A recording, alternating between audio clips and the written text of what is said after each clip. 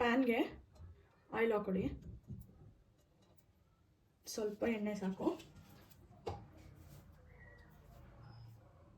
Already ಜಜ್ಜಿಟ್ಕೊಂಡಿರೋ ಬೆಳ್ಳುಳ್ಳಿ ತುರಿದು ಬೇಕಾದರೆ ಹಾಕ್ಬೋದು ನೀವು. ನಾನಿಲ್ಲಿ ಜಜ್ಜಿಟ್ಕೊಂಡಿರೋದು ಬೆಳ್ಳುಳ್ಳಿ ಹಾಕ್ತಿದ್ದೀನಿ. ಲವಂಗ ಮತ್ತು ಅರ್ಧ ಚಕ್ಕೆ ಹಾಕೊಳ್ಳಿ. 1 ಕಪ್ಪು ಈರುಳ್ಳಿ ನೀಟಾಗಿ ಬಾಡಿಸ್ಕೊಳ್ಳಿ. ಈರುಳ್ಳಿನ ಚಿಕ್ಕದು 2 ಈರುಳ್ಳಿ ತೊಗೊಂಡಿದ್ದೀನಿ. ನಿಮಗೆ ಎಷ್ಟು ಬೇಕಾಗುತ್ತೆ ಅಷ್ಟು ಈರುಳ್ಳಿ ನೀವು ಆ್ಯಡ್ ಮಾಡ್ಕೊಳ್ಳಿ. ಚಿಕ್ಕದು 2 ಟೊಮೆಟೊನ ಪೇಸ್ಟ್ ಮಾಡಿಟ್ಕೊಂಡಿದ್ದೀನಿ, ಅದನ್ನು ಹಾಕ್ತಿದ್ದೀನಿ.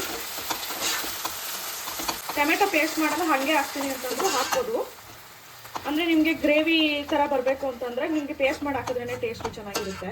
ಕಟ್ ಮಾಡಿ ಹಾಕೋದಕ್ಕಿಂತ ಪೇಸ್ಟ್ ಮಾಡಿ ಹಾಕಿದ್ರೆ ಚೆನ್ನಾಗಿರುತ್ತೆ. ಸೊ ಟೊಮೆಟೊನು ಬೇಯಕ್ಕೆ ಬಿಡಿ.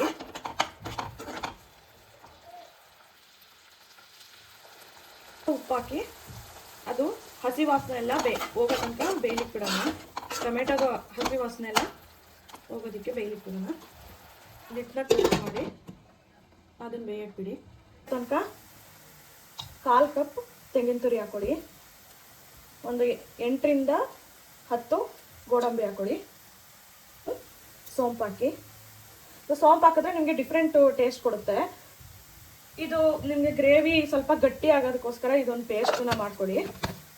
ಇದಿಷ್ಟನ್ನು ರುಬ್ಬಿ ಪೇಸ್ಟ್ ಮಾಡ್ಕೊಳ್ಳಿ. ಈ ಥರ ಪೇಸ್ಟ್ ಮಾಡ್ಕೊಳ್ಳಿ.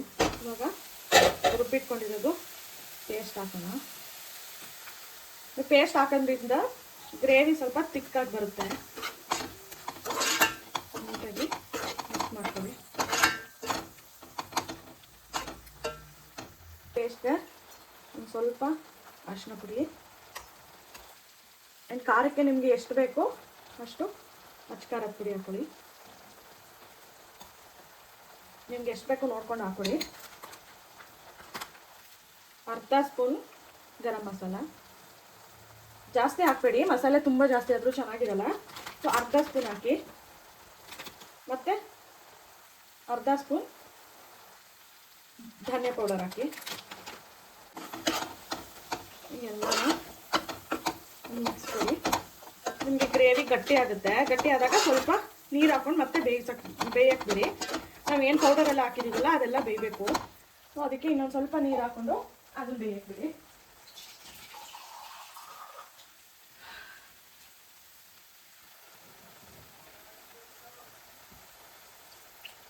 ಸ್ವಲ್ಪ ನೀರು ಹಾಕಿ.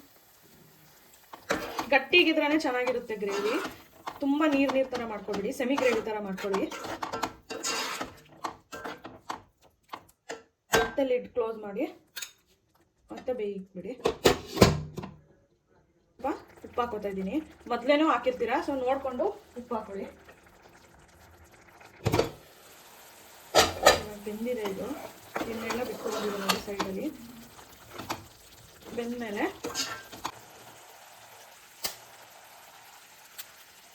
ನಿಧಾನಕ್ಕೆ ಒಂದೊಂದೇ ಮೊಟ್ಟೆ ಈ ಥರ ಹೊಡೆದಾಕಿ.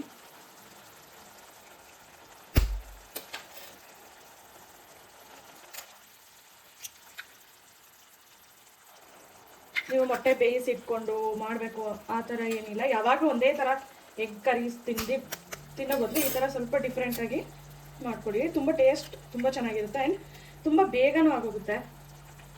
ಬ್ಯಾಚುಲರ್ಸ್ ಆಗಲಿ ಆ್ಯಂಡ್ ಮಾರ್ನಿಂಗು ಮಕ್ಕಳಿಗೆ ಸ್ವಲ್ಪ ಬೇಗ ಮಾಡಬೇಕು, ಯಾವುದು ಗ್ರೇವಿ ಎಗ್ ಗ್ರೇವಿ ಆ ಥರ ಏನಾದರೂ ಇದ್ದರೆ ಮಾಡ್ಕೊಬೋದು. ಇದನ್ನು ಅಷ್ಟು ಮೊಟ್ಟೆ ಹಾಕ್ಕೊಂಡು ಮತ್ತೆ ಲಿಡ್ನ ಕ್ಲೋಸ್ ಮಾಡಿ ಅದನ್ನು ಬೇಯಲಿಕ್ಕೆ ಬಿಡಿ. ಒಂದು 2 ನಿಮಿಷ ಅದು ಬೆಂದ ಮೇಲೆ ಮತ್ತೆ ಸೈಡಲ್ಲಿ ಗ್ರೇವಿ ಇರುತ್ತಲ್ಲ ಅದನ್ನು ಜಸ್ಟ್ ಮೇಲೆ ಈ ಥರ ಹಾಕೊಳ್ಳಿ. ಸೈಡಲ್ಲಿ ಗ್ರೇವಿ ಇರೋದನ್ನ ಹೀಗೆ ಮೊಟ್ಟೆ ಮೇಲೆ ಹಾಕೊಳ್ಳಿ.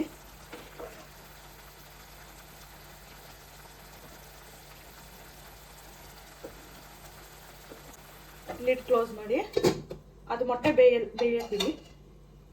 ಆಗಿದೆ ಇವಾಗ. ಮೊಟ್ಟೆ ಎಲ್ಲ ಒಂದು 10ರಿಂದ 15 ನಿಮಿಷ ಸಾಕು, ಬೇಗ ಬೆಂದೋಗುತ್ತೆ ಮೊಟ್ಟೆ. ರೆಗ್ಯುಲರ್ ಎಗ್ಗು ಕರಿ ಮಾಡ್ಕೊಳ್ಳೋದಕ್ಕಿಂತ, ಮೊಟ್ಟೆ ಸಾಂಬಾರು ಯಾವಾಗಲೂ ಮಾಡ್ಕೊಳ್ಳೋದಕ್ಕಿಂತ ಈ ಥರ ಡಿಫ್ರೆಂಟಾಗಿ ಮಾಡ್ಕೊಳ್ಳಿ. ಡಿಫ್ರೆಂಟಾಗಿ ತುಂಬ ಟೇಸ್ಟಿಯಾಗಿ ಬೇಗನೂ ಆಗುತ್ತೆ. ಆ್ಯಂಡ್ ಎಲ್ಲರೂ ಮಾಡ್ಕೋಬೋದು. ರೈಸ್ಗೆ, ದೋಸೆಗೆ, ಚಪಾತಿಗೆ ಎಲ್ಲದಕ್ಕೂ ಟೇಸ್ಟ್ ತುಂಬ ಚೆನ್ನಾಗಿರುತ್ತೆ.